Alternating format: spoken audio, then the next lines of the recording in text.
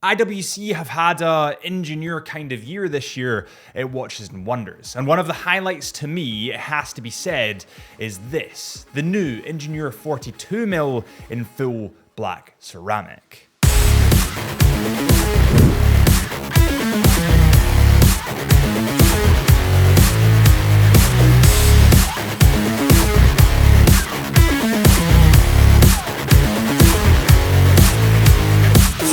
Back to the Chisholm Hunter channel. My name is Harrison, as always, and Watches and Wonders is busy. It's heaving this year with so many good releases from so many different brands, but this, to be fair, in my eyes, is definitely a standout release. This new Ingenieur is the first ever Ingenieur in full black ceramic. So it's the first time that IWC have ever done this. And the way that they've created this black ceramic, the way that they've sort of finished it, is pretty damn exciting. So the black ceramic on this model is actually highly engineered. It has a multi-part ceramic case construction, and this actually marks the first ceramic translation where the case remains 100% faithful to the original steel design. Because ceramic is a lot more difficult to work with than stainless steel, typically what brands do is they change little aspects of it. They change the interior of it so that it's easier to design, easier to finish, easier to make. But IWC haven't done this. They've stayed 100% true to the original design. And for watch lovers out there, including myself that love Genta's work, this is nice. It's a nice touch, and it's something they didn't really need to do. There's actually a ton of detail in the ceramic finishing when you look closely. For the first time on zirconium oxide ceramic, which is what this is, they're combining 3 different types of finishing. You've got satin finishing, sandblasted finishing, and of course, polishing that's kind of highly reflective in the light. And to be honest, it actually looks quite strange having highly reflective polishing on a dark ceramic surface. I'm not saying it looks bad, it actually looks really cool. It's just something that I've not seen before. Now, due to the extreme hardness of the ceramic, the finishing can only be achieved by a special diamond tool. So they're actually having to cut this ceramic with a genuine diamond. As a diamond retailer at Chisholm Hunter, who specialize in luxury diamonds and are world renowned for their luxury diamonds, that is mental. I feel like this model is actually really interesting for IWC, and it's actually a trend that you can see going throughout the industry at the moment. Black ceramic is on its way back in. Do you remember like 5 to 8 years ago, we had a huge black ceramic trend and then it kind of died off? Now you can see it coming back. I mean, look at Blancpain, the 50 Fathoms. They're doing that in black ceramic. It looks stealthy, it looks clean. Then you have this, the IWC Ingenieur. Then you have several Hublot models.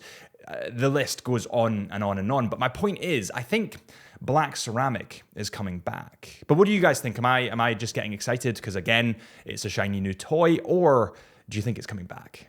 Okay, so now that I'm done nerding out over the ceramic, which is such a watch nerd thing to do, let's just cover the specs really quickly and also the movement. So this model comes in at 42mm in diameter, which is 2mm wider than the original Ingenieur 40. Now, in my prediction video, I actually said that they'd change the sizes of the Ingenieur, but I did not think they'd give us bigger sizes and also smaller sizes. Now, we're going to dive into the smaller sizes in a separate video, so make sure you hit that subscribe if you want to see that. But yeah, I didn't expect them to make this watch actually bigger, but it doesn't wear bigger. And I think part of the reason why it doesn't wear bigger is because of the ceramic, the full black ceramic. It kind of camouflages color. The thickness of this model comes in at 11.6mm, which is pretty beautifully thin for the power reserve and the movement that's in it, and we'll move on to that in a second. It's water resistant to 10 bar, has a full ceramic bracelet, of course, and it has a butterfly clasp at the bottom. It's the same bracelet, essentially, as the original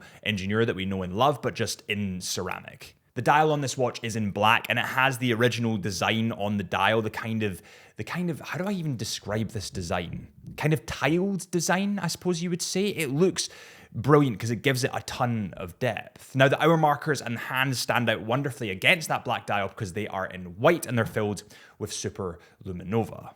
Before we go any further, let me know what your favorite watch release from Watches and Wonders is. I'm here all week. If you guys want to hit that subscribe button and see all the new releases, I'd really, really appreciate it. Let me know in the comments because I'd love to see what you guys think. Honestly, for me, it has to be one of the Tudors. The date window is at the 3 o'clock mark, and the box around the date window is still in black, which I like because it kind of plays into that stealth bomber stealthy theme. The only thing I would say is that because the second hand is in black, potentially it could be a little bit more hard to pick up not the time, because you'll always know the time from the hours and the minutes, but the seconds. It just could be that little bit harder to pick that up. And now for the movement. The movement in this model is visible through the open case back. The movement in this model is quite interesting because it's actually a movement that we've seen in other IWC models before. This is the caliber 82110. It's fully automatic, comes in at 13 millimeters in diameter, has 21 joules, has a power reserve of 60 hours, beats at a frequency of 28,800 VPH, and of course it has a date function as well as in hours, minutes, and seconds. Now, this is actually the same movement that we can see in the IWC Aqua Timer. Now, this isn't the first time that IWC have done this. They've kind of taken movements from other models in their range, which are, by the way, brilliant movements, and put it into the Ingenieur. What I would like to see from IWC is a brand spanking new movement in the Ingenieur that is created specifically for that model. I think that's where they're going to go next, if I'm totally honest, and I'm really excited for it. Let me know what you guys think of this watch in the comments below. Thank you guys so much for watching. If you did enjoy, hit that subscribe button or follow our Instagram at Chisholm Hunter Watches, or my Instagram at HB Lifelens, or the podcast, the Into the Mind podcast. And I'll see you guys real soon.